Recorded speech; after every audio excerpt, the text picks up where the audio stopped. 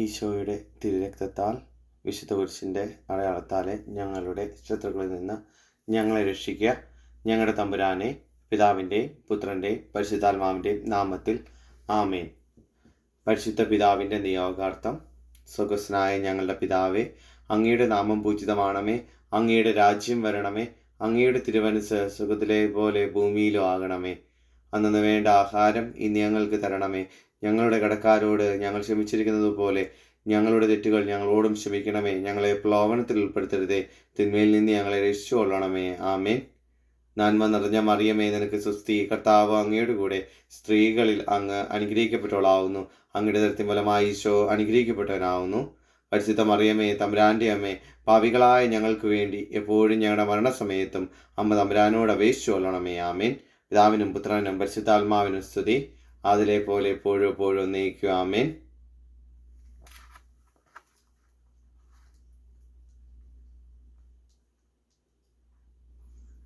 ഈശോയുടെ തിരുവിലാവിൽ അഭയം ലഭിക്കുവാനുള്ള പ്രാർത്ഥന. എൻ്റെ കുഞ്ഞുമക്കളെ, തിന്മയുടെ ഈ നാളുകൾ ധാരാളം ആത്മാക്കളെ വിഴുങ്ങും. അതുകൊണ്ടാണ് നിങ്ങളെല്ലാവരെയും രക്ഷിക്കുന്നതിന് വേണ്ടി ഈ രഹസ്യാത്മക പ്രാർത്ഥന ഞാൻ നിങ്ങളെ പഠിപ്പിക്കുന്നത്. എൻ്റെ തിരുവിലാവ് സകല മനുഷ്യർക്കും വേണ്ടി തുറക്കപ്പെട്ടിരിക്കുന്നു.